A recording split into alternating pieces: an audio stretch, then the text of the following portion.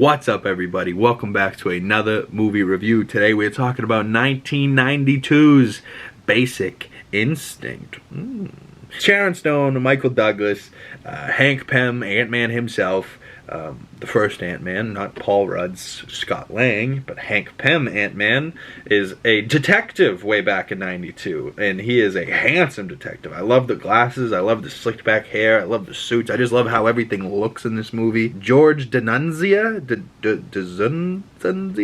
I don't know how to say his name, but he is he's his partner here on the right, and he is hilarious in this movie because he's always just like, I got you, hoss, and he's got like a big cap on and a big belt buckle. I don't know if they're in Texas, but that guy certainly is from Texas. But this movie obviously is remembered for its most iconic scene of Sharon Stone uncrossing her legs during the interrogation scene, and she knew exactly what she was doing, smoking hot in front of that group of men. And the whole story is like she's a writer and a murder happens, and it's exactly how it was done in her book, and we're supposed to think that it was her, or it's presented as two different options. Either she's someone that's that conniving that she wrote a book years before, so that she's premeditated this years in advance to then commit to murder, and then be like, well, I would have to be pretty stupid to write a murder novel and do it exactly how I did it in my book, so the book's almost her alibi. And then it's now presented another option that there's a crazed fan of her out there that is going into so much detail to make it look like it is her that it's not her. So then the whole time you're guessing, and it's a murder mystery, and my mother's favorite type of movies are murder mysteries, and I gotta say, after rewatching Basic Instinct, she's got something there, because murder mysteries are damn interesting movies. They're thrillers. You're right on the edge of your seat, especially if they're done well, and you're trying to figure out what's going on, and you're trying to, like, the whole time you get to the end of the movie and you're like, oh, and you're like, who did it? Who done it? I love a who done it. Like, maybe it was me growing up watching Scooby-Doo that made me love that type of movies, but the whole time they're trying to convince you of, like, was it this girl or was it another girl? Or is it him losing his mind the whole time? And he's like, coming on edge, and he was like sober at the beginning of the movie, and he wasn't smoking, and all of a sudden he's smoking and drinking again, and he's like, this bitch is getting in my mind, she's fucking me up. He's going after other detectives, and it's a crazy movie. I really, really enjoy it. It's super hot. It's one of those movies, like, I read something more recently that modern day people my age don't like sex scenes in movies.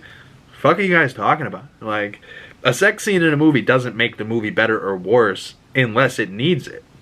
In a movie like this, he has the sex scenes with Sharon Stone's character. Then he has sex scenes with the therapist, his shrink or whatever.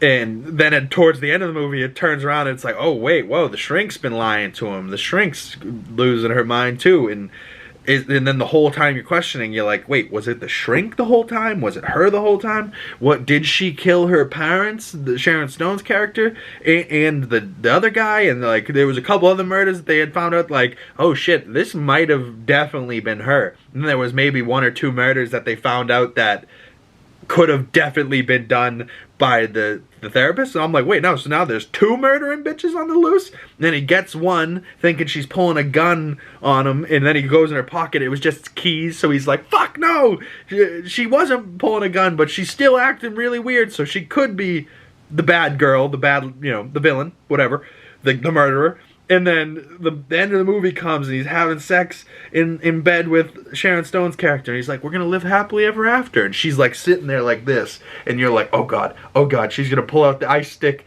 and stab him. And just stab him to death like the opening shots in the movie. And she had called her shot like, oh, I'm writing a new book about a detective and gets murdered because he chose the wrong woman. And you're like, holy fuck. Like, Michael Douglas is going to die this whole time, but he doesn't care. He's playing life on the edge. He's having sex with both these women. It's young, it's hot, it's sexy. I love it. I love it so much. And then the movie ends, she goes back into kissing him, and it just pans to the floor, and you see the ice pick sitting on the floor, like she was thinking about using that weapon to kill him at this very moment. And you're like, oh my God. Like, I've always wanted a Basic Instinct 2 with the two of them again. I believe they did do a Basic Instinct 2, if I'm not mistaken, with Sharon Stone, but a completely different story. If that's any good, comment below. I know nothing of Basic Instinct 2, but this Basic Instinct is iconic. 1992, and Michael Douglas, young Sharon Stone, and they both absolutely slay it. Now, this movie I was inspired to watch because I watched 2004's Catwoman recently, and Sharon Stone's like the main villain in that for Halle Berry's Catwoman. And Sharon Stone didn't look all that good in 04, but 92... I'll tell you what, I'm obsessed with Sharon Stone from this movie. But I gave this movie 4 out of 5 stars, about an 8 out of 10. A movie that I highly enjoy and will watch again many times in my life. I hadn't watched this in a long time, but man, am I glad I did, because it just, you know, sometimes you watch really good movies and you like them so much, but then you don't watch them for a long time, and then you rewatch them and you forgot little details and, you know, like what happens at the end. You know, like I remembered most of the movie, but I was like, still... like, I've seen this, but you're watching it till the end, like, wait, what happens? Who's the murderer? What happens? Oh my god. And, you know, just to find out who the murderer is so, so good. And, you know, I hope you don't think I spoiled everything for you, especially if you haven't seen this and you're listening to me and it's all out of context. Go watch this movie for yourself. It's a tremendous movie. It's definitely of its time and totally early 90s vibes. And, yeah, it's just really good. It's fun. I enjoyed it, and, I hope you guys enjoyed this video. Please like, comment, subscribe, hit that bell so you don't miss future videos, and I will see you beautiful people in the next video. We will be talking about 1991's Point Break with Patrick Swayze and Keanu Reeves, another one of my all-time favorites. So stay tuned, and I'll see you guys in the next video.